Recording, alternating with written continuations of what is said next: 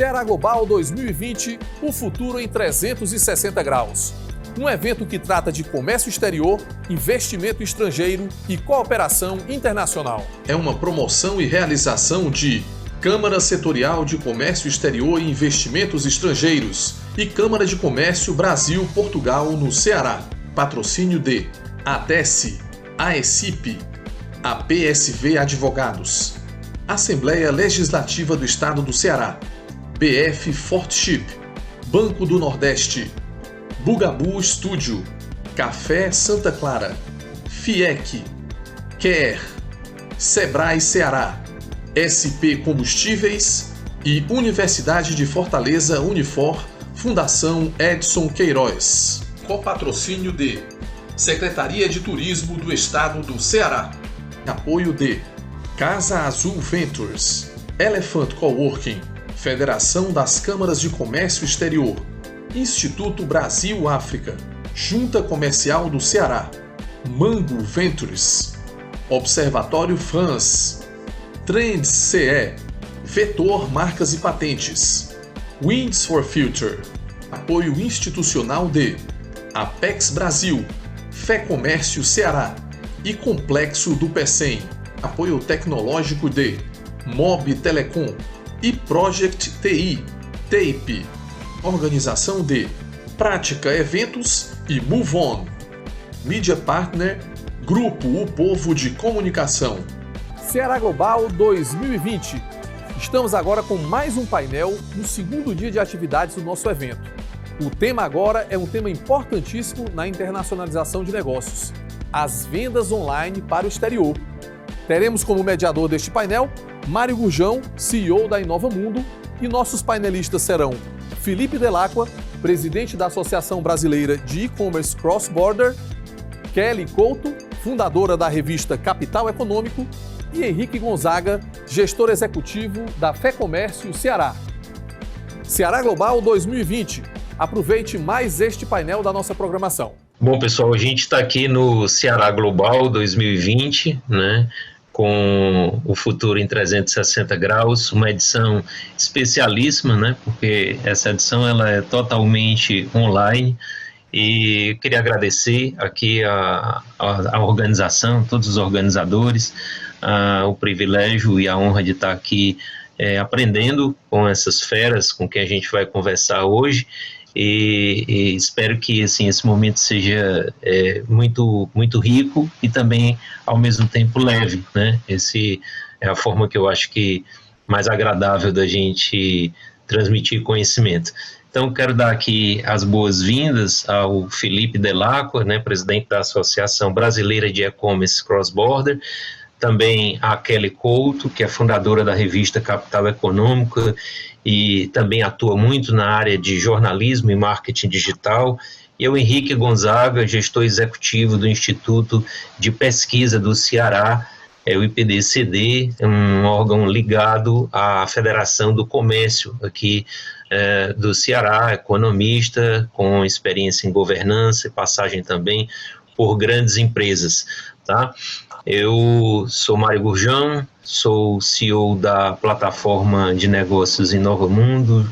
A gente trabalha nessa perspectiva de uma Venture Builder, fazendo conexão entre as empresas da chamada economia real e startups, levando inovação, e aí estou aqui hoje para aprender, sobretudo com vocês, e para facilitar esse momento. Então, é um prazer estar aqui. Gostaria que cada um, pedir aqui que, pela ordem, o Felipe pudesse se apresentar, em seguida a Kelly e logo depois o Henrique. Obrigado. Bem, pessoal, prazer. Meu nome é Felipe Delacqua. Eu sou presidente da Associação Brasileira de E-Commerce Cross Border, né, que vai falar bastante sobre esse assunto aqui de exportação via e-commerce. Também sou VP de vendas da Vetex, que é uma empresa brasileira de plataforma de e-commerce já presente em 34 países. Então a gente tem bastante conteúdo para poder compartilhar com vocês aí nos próximos minutos, e agradecer novamente o convite. Obrigado. Eu sou Kelly Couto, fundadora da revista Capital Econômico. Atuo com marketing digital há bastante tempo e é um prazer hoje compartilhar insights, experiências, e principalmente agora nesse momento de pandemia, que todos estão migrando para as plataformas digitais, então eu acho que a gente tem muito conteúdo aí, como o Felipe falou, para compartilharmos. Meu nome é Henrique, sou gestor executivo do IPDC, o Instituto de Pesquisa do Ceará, Instituto de Pesquisa da Federação. Tá? Então, o objetivo aqui é agregar um pouquinho com o conhecimento nosso econômico, tá? A essa discussão. O objetivo é agregar aí, trazer um pouquinho do conhecimento que nós temos para essa discussão aqui, junto com os companheiros aí, a gente poder compartilhar bons conhecimentos, tá? E a gente ter um bom fruto daqui. Eu queria pedir ao Felipe que ele esboçasse aí, em função da experiência dele, um pouco de qual é a tua percepção, Felipe, desse cenário de e-commerce em termos de desafios e oportunidades, o que é o conceito do cross-border. Tá bom, pode deixar. Mário, a gente está vivendo um momento ímpar, né, no mundo como um todo, né? Óbvio que tem um lado negativo da pandemia, do Covid-19, mas tem um lado super positivo, né, que foi a aceleração da digitalização das empresas como um todo. Né? E isso vai ficar certamente um legado aí para as próximas gerações. E quando a gente fala da digitalização, ele vem acompanhado da globalização. E aí o e-commerce cross-border acaba surfando uma onda muito parecida. O outro lado positivo, né, quando a gente está aqui no Brasil falando, que é a desvalorização da nossa moeda. Né? A gente viu aí nesse período aí, desde no final do ano passado até agora, aí, meados de agosto, a gente viu o dólar disparar ali, chegando a quase a 5,60, aí, o euro quase 6, a libra quase 8, enfim. Todas as grandes moedas no mundo inteiro disparando e o real ali cada vez mais desvalorizado.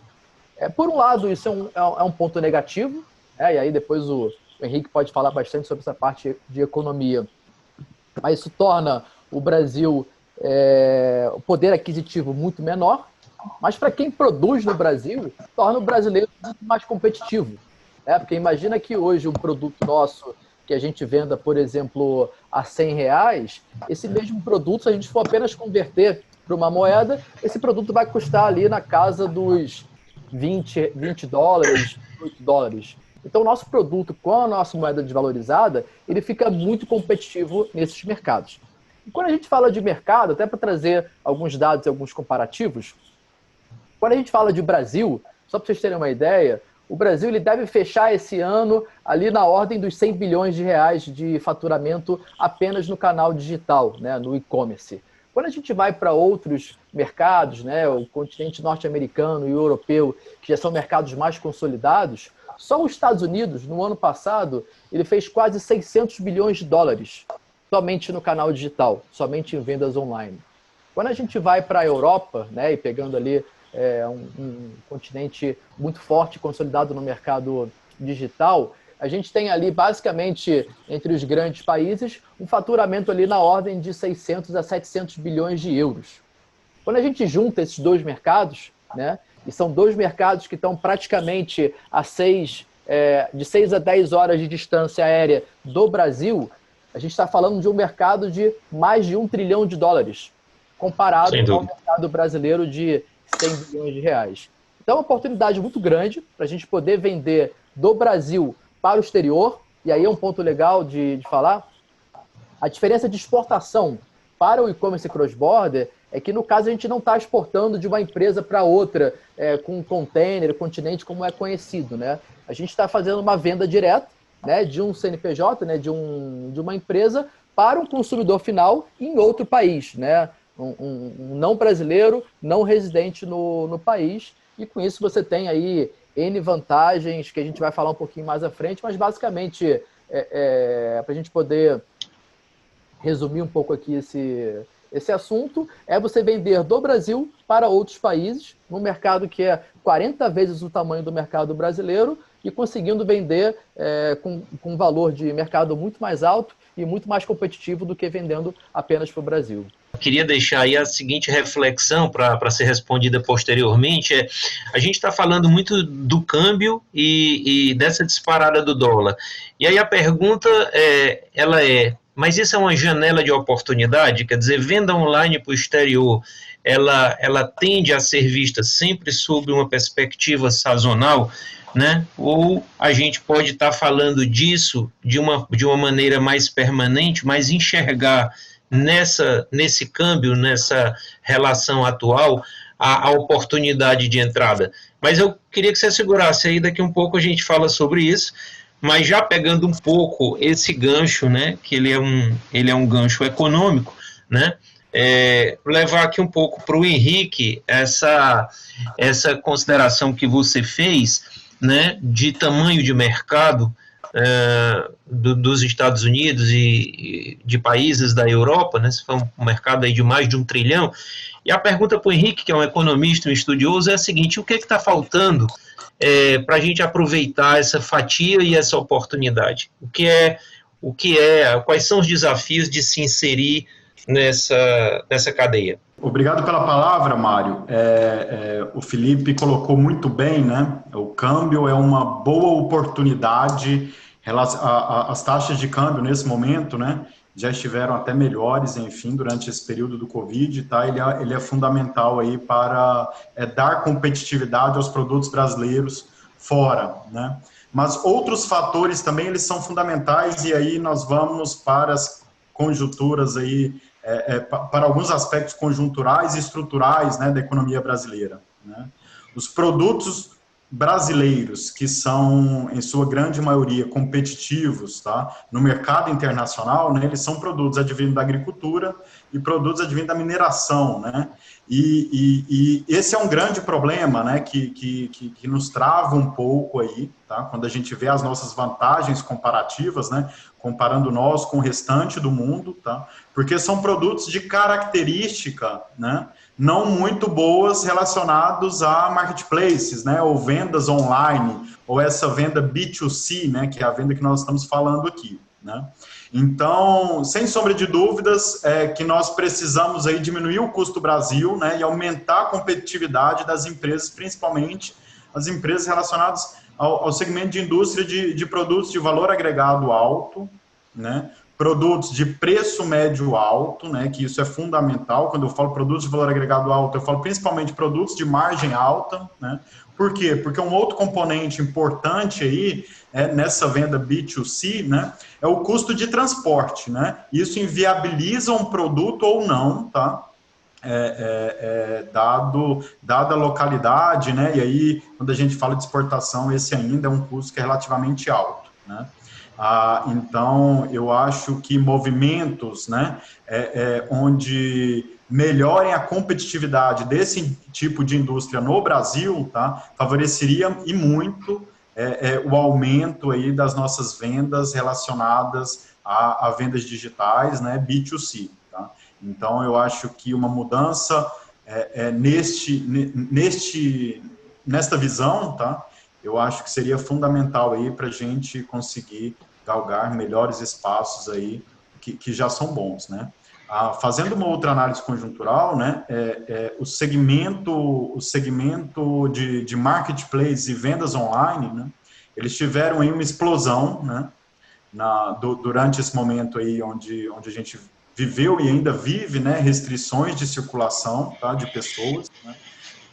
As vendas, elas tiveram crescimento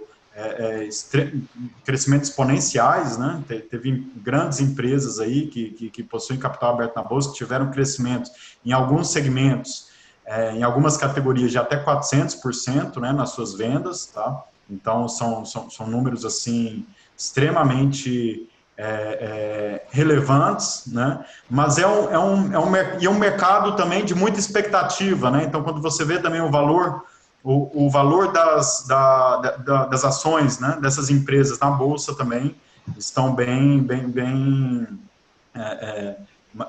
apreciadas, né, uma vez que estão com valores altos, tá? Então, nós vivemos um momento de transformação, tá? Então, de transformação digital. Nós vivemos um momento também de transformação, e eu falo isso, da reforma tributária, reforma administrativa, enfim, uma série de discussões aí relacionadas a nossa organização, nosso modo, né, de organização social, né, Estado maior, Estado menor, enfim, e tudo isso é relevante, tá, para nos deixar mais competitivo aí quando a gente fala de vendas para o exterior via mercado, via canal digital, né? Então, eu acho que durante a nossa fala aqui, então, acho que a gente vai poder contribuir bastante com esse assunto. Depois, assim como eu fiz com o Felipe, eu queria que você comentasse um pouco mais à frente para a gente quais são esses produtos que você, como um estudioso do assunto, enxerga como aqueles capazes de maior agregação de valor e também, assim, de maneira propositiva, o que você acha que pode ser feito para a gente gradativamente poder ter uma maior ocupação desses produtos nessa balança de exportação via e-commerce, né? Então, assim, o que a gente precisa, que produtos são esses, né? E como é que nós poderíamos estimular uma maior participação desses produtos. Mas aqui, continuando o jogo, né? Passando aqui um pouco a bola para Kelly, aproveitar esse C aí do B2C que você falou, né? E esse C do consumidor, eu queria ouvir um pouco a Kelly, o que ela vem percebendo como mudança de hábito do consumidor, né? O que é que hoje realmente está acontecendo, quais são as mudanças assim de percepção e de comportamento desse consumidor e qual é a correlação disso com o e-commerce? O consumidor, as mídias sociais, elas acabaram dando voz, né? Acabaram dando muita ação para o consumidor. Então, o consumidor está tendo muito mais o poder de decisão, né? As mídias sociais acabaram proporcionando essa relação justamente. Aquele consumidor hoje ele pode consultar um amigo, pode consultar um familiar sobre um determinado produto. Então, toda essa questão de autonomia, quando você proporciona a jornada do usuário uma jornada muito mais completa, o consumidor ele se sente muito mais atraído pela marca. Então, o que acontece agora, principalmente nesse período, né, um período em que estão todos online, estão todos buscando mais informações antes de tomar uma decisão, é justamente isso. É você proporcionar uma melhor experiência para este usuário, e aí quando este usuário ele se sente atraído pela marca, quando ele consegue ouvir, né, escutar a voz da marca, ele consegue ter uma relação de confiança maior. E aí quando a gente fala na questão do B2C, quando a gente fala também na questão de proporcionar a experiência através do B2B, ou seja, fazer a venda para o exterior, é você fazer uma correlação justamente dentro deste cenário. Proporciona uma experiência de compra, uma jornada de compra muito mais segura, ou seja, não deixa o seu usuário pela estrada fora caminhar sozinho, e quando você faz proporciona esse momento para ele, e você tem essa experiência, você leva essa experiência lá para fora. Então, você leva essa experiência para o consumidor que está lá fora também, e aí torna tudo muito mais atrativo para as marcas e para o relacionamento do consumidor. Eu gostaria aí, Felipe, que você, então, respondesse aquela primeira colocação, se o câmbio ele é uma janela de oportunidade e se isso, por si, sustenta a questão do e-commerce, eu estou falando desse e-commerce cross-border, ou se a gente pode estar pensando em estratégias mais sustentáveis a longo prazo, uma vez que isso é uma coisa sazonal. E já emendando aqui na segunda questão, e trazendo um pouco para o lado prático, é o seguinte, a gente, aqui, não só aqui no Ceará, mas eu acho que é uma realidade assim, do recorte da nossa economia como um todo, é uma participação massiva, né, de empresas de pequeno porte, né, na economia das regiões. E aí eu acho que uma pergunta que fica muito na cabeça de quem pretende empreender é viável os pequenos? Qual é a política para os pequenos começarem a utilizar o e-commerce? O câmbio atual, ele certamente é um período de abonança para o varejo brasileiro. Tá? Não há como negar que a gente consegue efetivamente ter uma margem maior com um dólar mais alto. Mas qual que é o ponto? Quando a gente vai montar uma operação de cross-border, né, a gente vai ter um site global, a gente não necessariamente precisa converter o preço do produto que eu vendo hoje aqui no Brasil para dólar ou para euro. O primeiro passo é você precificar para o mercado de destino, né? Vou dar um exemplo aqui clássico, né? Uma Havaianas hoje, aqui no Brasil, a gente compra essa Havaianas por R$25 numa banca de jornal ou em qualquer lojinha da Havaianas. Essa mesma Havaianas, ela é vendida nos Estados Unidos ou na Inglaterra, por exemplo, a 30, 40 dólares. Se você faz a conversão, o mesmo produto que é fabricado aqui no Brasil, ele é vendido por 4, 5 vezes mais do que ele é vendido aqui no Brasil.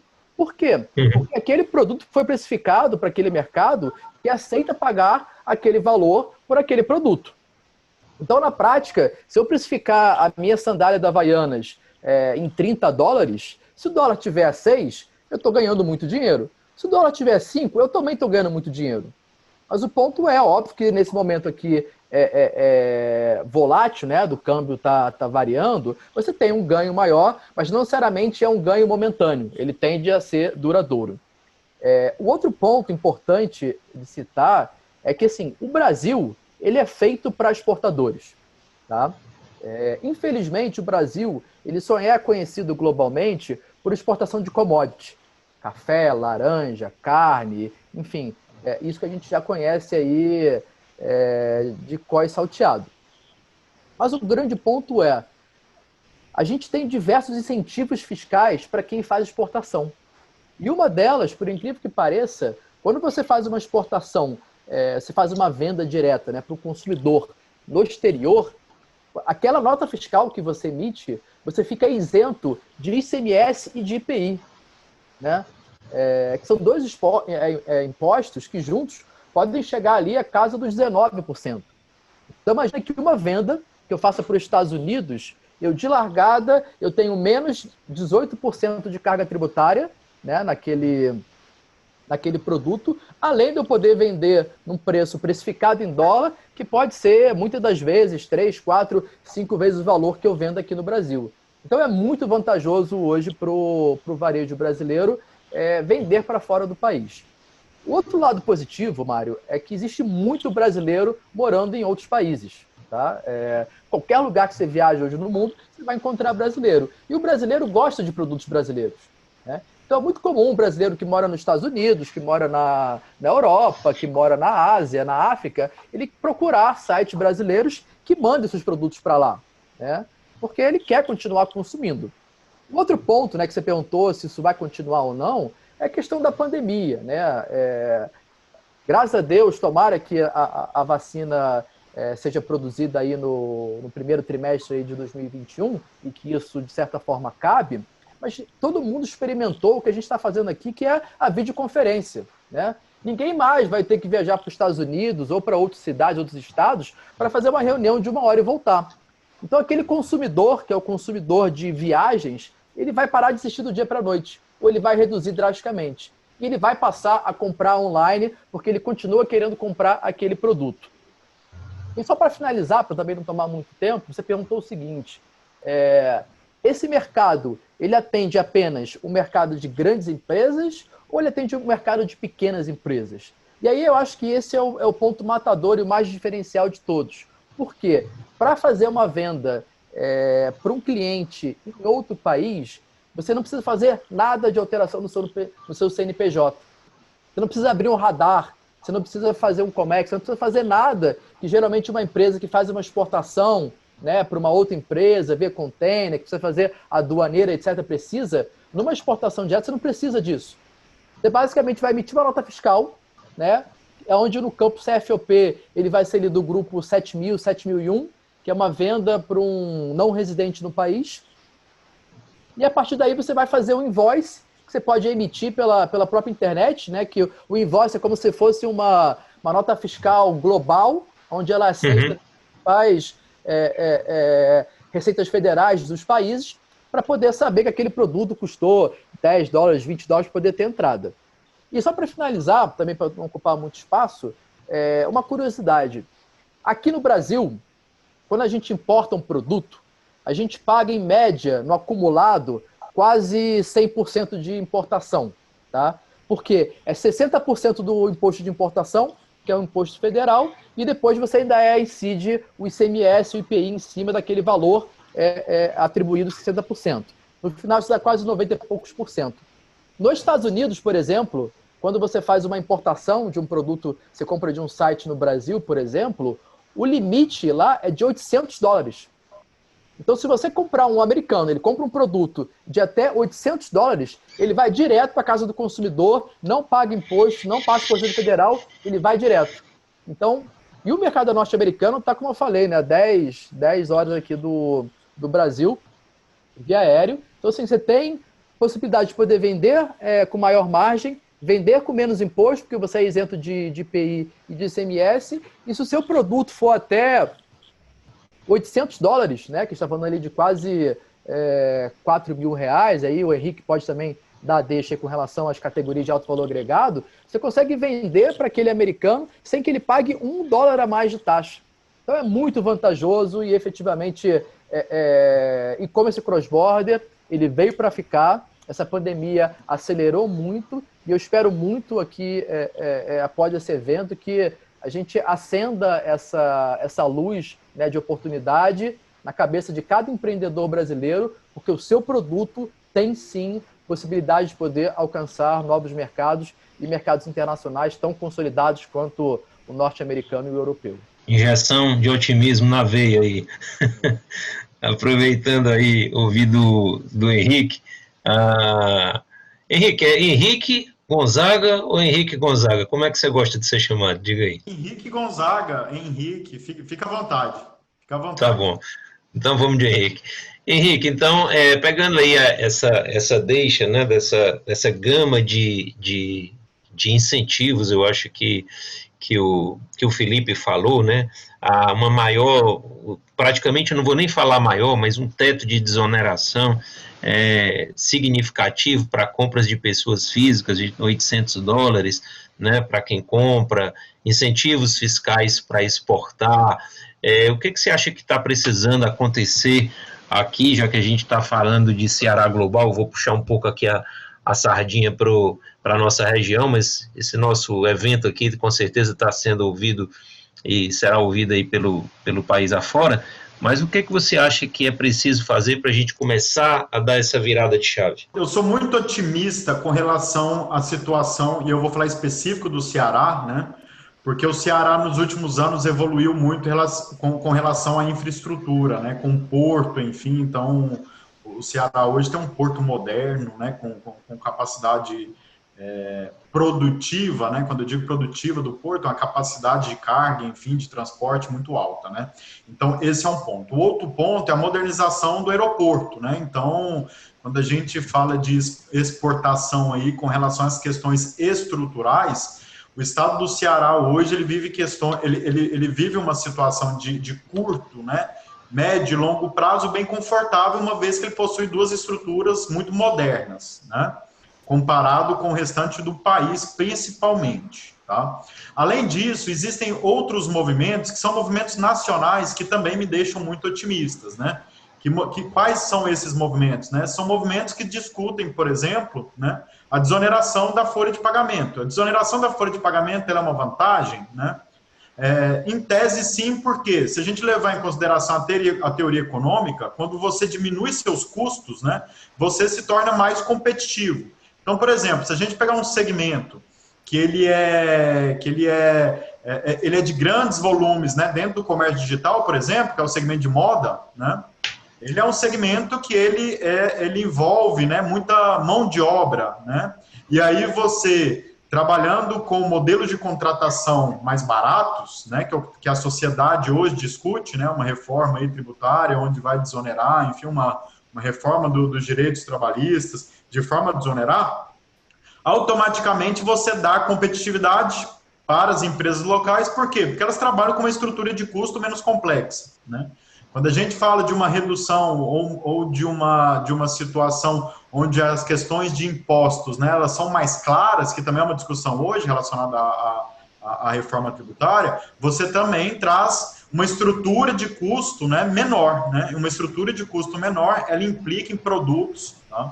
E aí eu vou falar produtos que poderiam ser comercializados no exterior e que não são por uma questão mesmo de preço, né, de competitividade, tá? Um outro ponto importante aí, né, e não só preço, tá? E que eu vejo uma maré ainda complexa, mas eu vejo a gente no final de uma onda, tá? É no final de uma onda política, social de bastante conflito, tá? O que isso gera, né? Indo um pouquinho aí no discurso da Kelly, né? Quando a gente fala de marketing, qualidade percebida, eu vou falar de qualidade percebida, viu, Kelly? Que é o que o marketing tenta... não é só isso, né? Mas é o que o marketing também tenta colocar, né? E aí a gente não está falando mais de preço, eu estou falando de qualidade, né? Para a gente falar de produtos outros aí, produtos de valor agregado, tá? O Brasil, né? A gente sofreu muito com a imagem do Brasil fora nos últimos anos, né? E quando a gente sofre com a imagem do Brasil fora, é difícil você criar grandes marcas brasileiras, nacionais, para o exterior, uma vez que você deprecia a todo momento, né, a sua imagem fora, né? E essa imagem foi depreciada por N motivos, né? E que talvez nós estávamos aí no momento de organizar um pouco a nossa casa, né? E eu estou falando de movimentos relacionados à nossa sociedade aqui, que talvez manchou um pouco a nossa imagem, tá? Mas eu vejo o Brasil num curto, médio espaço de tempo aí, tá diminuindo um pouco essas pressões, né? E aí o Brasil podendo aí, tá, começar também a desenvolver grandes marcas, né? Dando como exemplo aí momentos onde a gente esteve bem, por exemplo, né, de imagem, e a gente conseguiu com que grandes marcas, até um exemplo aí que o colega citou, é Havaianas, né? A gente teve Melissa também, teve outras aí que conseguiram grandes espaços, né, levando para o mesmo segmento, né, grandes espaços em qualidade percebido fora, né? Então a gente conseguiu também em alguns momentos desenvolver grandes marcas, tá? E a gente sai um pouquinho da estrutura de custo e vai para produtos aí onde a gente de fato gera valor, tá? Então eu também estou muito otimista com relação ao Brasil, dadas essas circunstâncias, tá? Eu acho que a gente já está debatendo, está conseguindo aí, tá?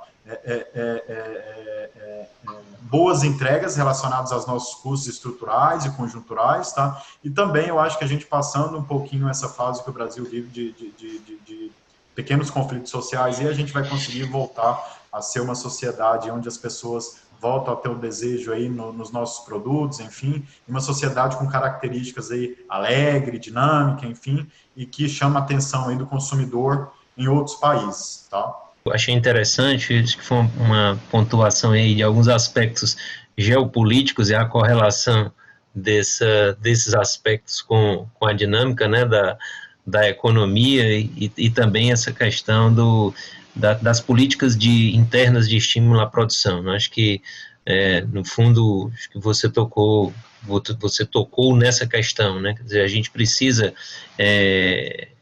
minimizar, né? Diminuir de alguma maneira os custos de produção para tornar o nosso produto mais competitivo.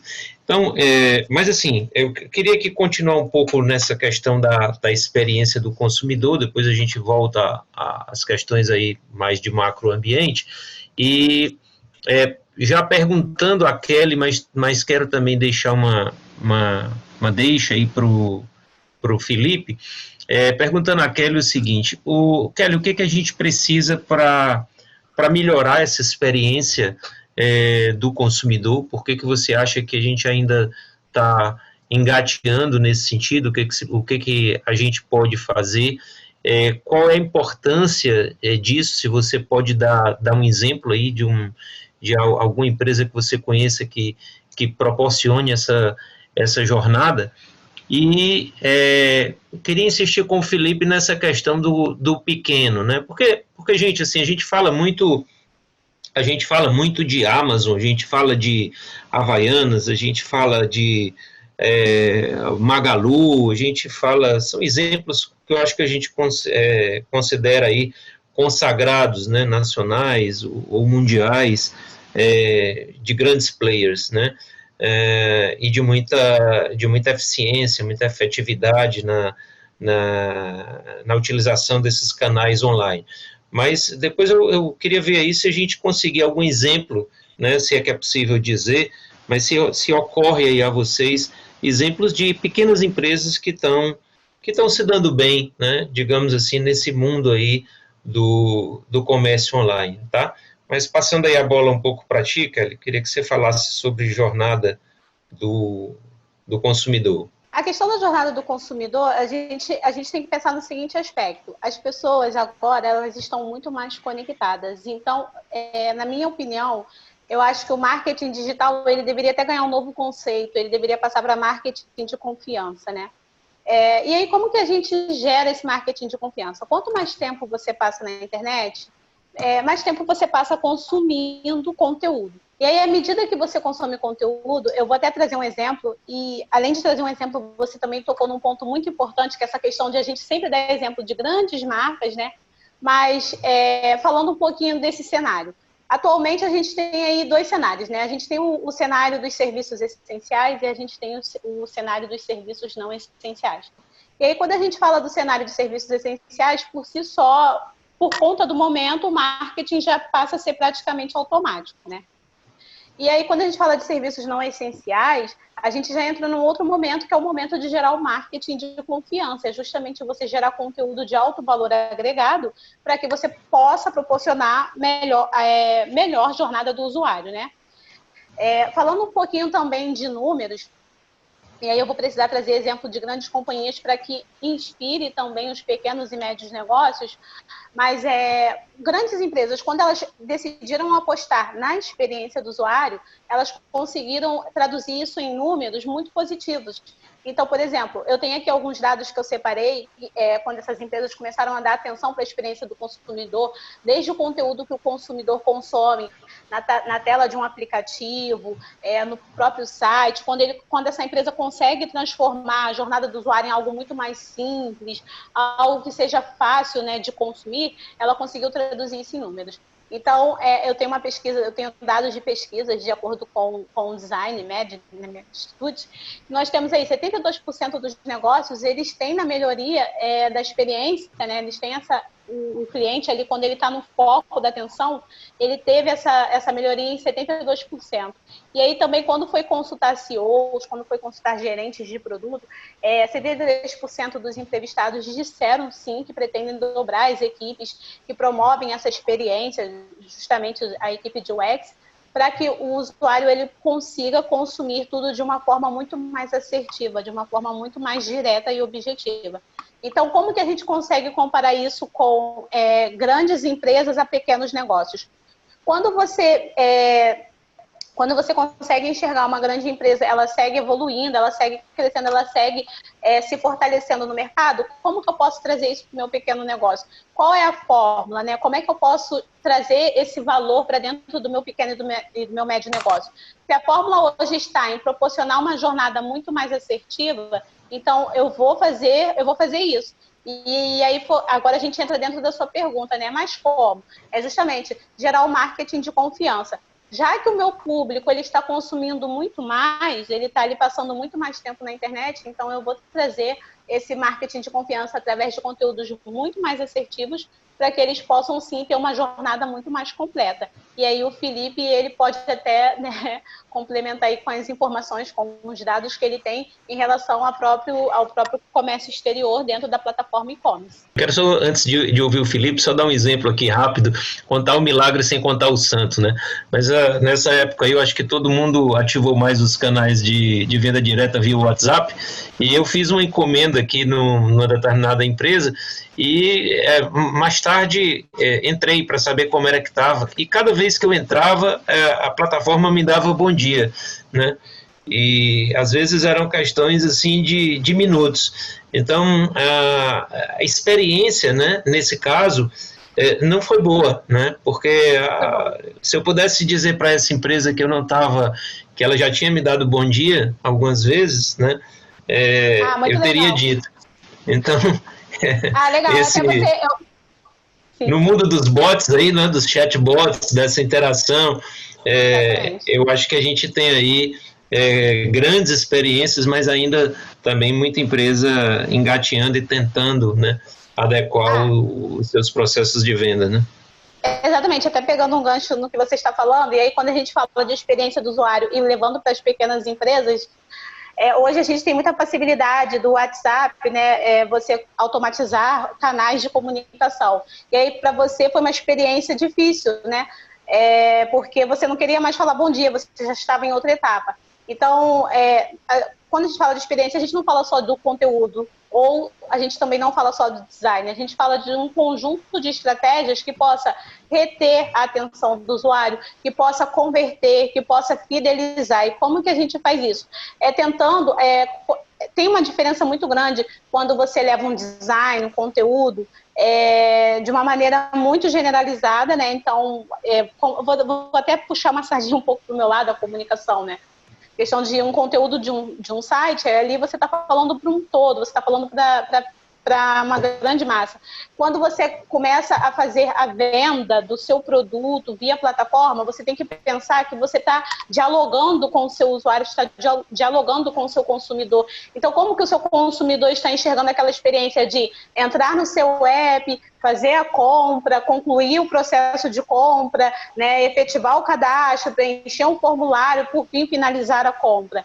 Então, acompanhar essa jornada e no meu meio, justamente, a gente falou muito isso, pela estrada fora, não deixe o seu usuário caminhar sozinho, seguir acompanhando cada passo dessa jornada para transformá-la numa jornada muito mais positiva.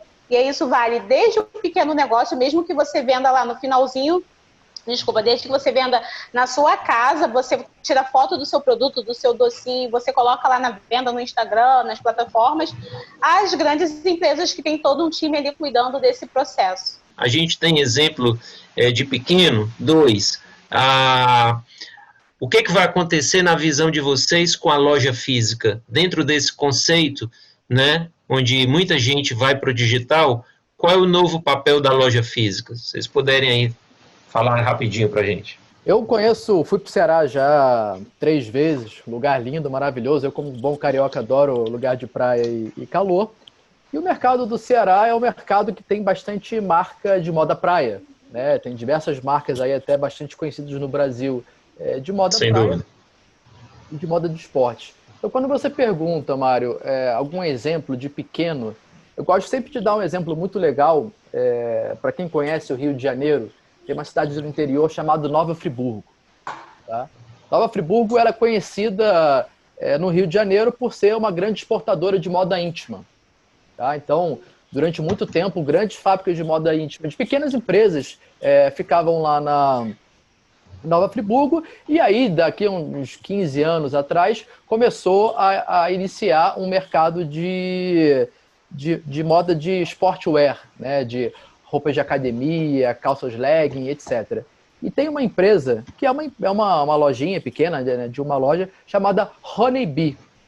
Essa Honeybee era um site no Brasil, né? Ela tinha uma lojinha lá em Friburgo, montou um e-commerce aqui no Brasil, e esse e-commerce começou a vender os produtos de sportwear aqui no Brasil, e ela acabou montando essa mesma lojinha nos Estados Unidos. E essa loja bombou de vender. O mercado de esporte, academia nos Estados Unidos, é um mercado muito grande, e ele começou a bombar, plugou esse sitezinho dele na Amazon.com, lá nos Estados Unidos, e começou a bombar. Quando você pergunta se tem algum exemplo de pequeno, eu adoro dar esse exemplo porque ele era uma lojinha do interior do Rio de Janeiro, de Nova Friburgo, lá da Serra. Para você sair do Rio de Janeiro para chegar em Nova Friburgo, você demora pelo menos ali umas 2-3 horas de estrada. E ele é hoje um dos maiores cases no Brasil de exportação de moda de esporte para os Estados Unidos. Chegou até hoje em dia, já tem uma operação local lá nos Estados Unidos, operando ali em Miami e fazendo já distribuição local. Então, assim, quando o Henrique falou também de produtos de alto valor agregado, né, e produtos de alta margem, o mercado de moda é um mercado que tem uma margem muito maior do que o mercado de eletrônica, né, de outros produtos que você vai ter uma marcação ali de 30%, 40%. Né? O mercado de moda você vai marcar ali 100%, 200%, 300%, dependendo do tipo de produto. Então, assim, para o Ceará, né, que já tem aí já é famoso pela moda praia, cara, o Ceará tem um potencial gigantesco de pegar essas marcas aí de moda praia e poder exportar ao mundo, né? O biquíni brasileiro, ele é um biquíni que ele é procurado em todo lugar do mundo, porque o corte, né, as estampas, só tem aqui no Brasil. Então, assim, é um produto de alta procura, de alto desejo, que você pode trabalhar a marca, você pode trabalhar a margem e você certamente pode ter um sucesso muito grande vendendo lá para fora. Pedir a vocês que vocês fizessem as considerações finais de, na ótica de cada um, o que é que a gente precisa fazer para que o e-commerce se torne cada vez mais uma realidade, né, que os medos, as barreiras de entrada, enfim, sejam mitigados e que a gente... o que é que a gente precisa fazer? Resumindo, é isso. Senão eu vou gastar mais tempo perguntando. Eu acredito que é todo um conjunto, né? Então, assim, falando pela estratégia de marketing, eu acho que é muito mais do que você ter um planejamento. É claro, o planejamento é fundamental, mas é você justamente gerar essa confiança no seu consumidor e gerar um relacionamento. Então, para mim, a palavra-chave é relacionamento. Quando você gera um relacionamento com o seu consumidor, não tem outro meio, não tem outro caminho a não ser fortalecer esses laços e conseguir fazer com que o e-commerce ele se expanda, ele cresça ainda mais, principalmente agora nesse momento. É isso. Com relação às minhas considerações finais, né, eu vou dividir ela em duas, tá? Mas vou ser bem breve, até pelo tempo, tá? No que tange produtos, né, onde a briga é preço, tá? Eu acho que o que nós precisamos fazer é o que nós estamos fazendo. Agora a gente precisa imprimir uma velocidade muito maior, tá? Que é reduzir o custo Brasil, né? Eu acho que o Brasil está fazendo isso, né? A nossa sociedade já está indo nessa direção, né? Então, para os produtos onde a gente vai para a guerra de preço, eu acho que o ponto é esse, é diminuir a estrutura de custo nossa, tá? Desonerar os nossos produtos e poder comercializar isso a um preço cada vez mais competitivo, tá? Na outra banda, né, e aí eu chamo os produtos aí de qualidade percebida alto, que é muito isso que aquele falou, tá? É melhorar esse relacionamento, né, além do marketing, né? E para melhorar relacionamento, inclusive quero dar como exemplo, tá, um produto e um serviço que a Federação do Comércio veio ofertando agora, né, que é o Tá Fácil Comprar, que é o nosso marketplace, tá, aqui do Ceará. Esse marketplace ele foi concebido, tá, com o objetivo, então ele libera o relacionamento cliente-fornecedor, tá, para ser feito entre cliente e fornecedor, não é um relacionamento feito entre o marketplace e o cliente, tá. Tudo isso para poder desenvolver também, tudo isso que a Kelly falou, que é essa vertente ou essa habilidade, tá, do fornecedor aí, ou do seller, né, ou do empresário, tá, em poder se desenvolver e poder desenvolver técnicas e poder aplicar técnicas de comunicação no marketplace, tá. Então a federação, inclusive, né, ela vem com essa proposta também, tá. Então ela desenvolveu o marketplace, inclusive a nossa ideia é disponibilizar esse marketplace em setembro, tá, para os clientes, né. Para o usuário seller, aí, que é o revendedor, ela já está disponível para cadastro, tá? Então, a gente viu como um momento, né, um momento ideal aí, dado tudo isso que nós conversamos aqui, de desenvolver essa ferramenta e poder proporcionar ao empresário local, ao comerciante local, tá? Essa oportunidade aí de dentro de um marketplace poder, tá, exercer aí toda a sua capacidade em gerar qualidade percebida aos seus produtos, tá bem? Eu acho que o que vai mudar, Mário, com relação à loja física e à loja online, o que se falava muito, né, que a loja física iria morrer e tal, isso definitivamente não vai, né? O que a gente viu acontecer na prática, até pela questão da pandemia, as lojas físicas permaneceram abertas apenas para questões logísticas, né? E na prática, você fazer uma logística de uma loja física sendo comprando online, você gera eficiência operacional e eficiência logística, consequentemente aumentando a sua margem, porque você não tem que ter um centro de distribuição único para poder mandar o teu produto para o cliente final, né? O cliente final está perto da loja. Então você consegue efetivamente ganhar eficiência nessa operação como um todo, consequentemente aumentando a sua margem. Então o Omnichannel ele vai se tornar realidade não só do grande varejista, mas para o pequeno também. Ele vai começar a ter a lojinha virtual dele, mandando produto dentro da lojinha física dele, que é uma lojinha ali de 15 metros quadrados. Então isso vai se tornar cada vez mais comum. Eu acho que a malha logística no Brasil ela evoluiu muito nesses 4 meses, né? Porque teve que se virar, tudo foi entregue via transportadoras, então a gente teve um ganho muito grande, empresas aparecendo para poder solucionar certos problemas, E aí, pegando só para finalizar o gancho da Kelly, esse ponto da loja física, ele passa a ser um ponto de experiência, né? O contato do cliente, ele vai ser sempre pelo digital, num primeiro momento, e ele vai ter o ponto de experiência na loja física, ou seja, ele vai escolher os produtos no canal digital e vai, de repente, experimentar o produto na loja física. Ou ele vai comprar online e vai buscar na loja física, ou ele vai na loja física, vai comprar online e mandar entregar em casa. Então, a loja física passa a ser aquele ponto de contato, o ponto de experiência, e o canal digital passa a ser o ponto transacional. Eles vão coexistir e eu acho que não vai existir mais varejo no Brasil que não tenha essas duas vertentes. Nosso tempo chegou aqui ao fim. Eu queria falar da alegria de estar aqui com vocês, de estar conversando desse momento aqui de aprendizagem. Os assuntos são muitos, né? Nós não conseguimos aqui, por exemplo, tocar nas tendências de tecnologia, né? Mas, enfim, só nos motiva a estar pensando em outros momentos, em outros painéis. Eu acho que a gente falou aqui da importância de desonerar a produção, de melhorar a experiência do cliente, de colocar o cliente realmente em primeiro lugar, né? Da questão também das oportunidades, que o Felipe ressaltou várias delas aqui. Então, no mais, assim, só agradecer ao Ceará Global, agradecer a vocês aqui por esse momento e desejo vê-los em breve. Espero que essa conversa continue aqui em outros espaços, tá bom? Um grande abraço. Com certeza. Grande abraço aí e obrigado pelo convite. Obrigado. Um abraço, obrigado, Mário. Obrigado, Felipe. Obrigado, Kelly. É um prazer estar trocando esses insights e poder levar um pouco mais de informação, né? Então, super agradeço. Até a próxima.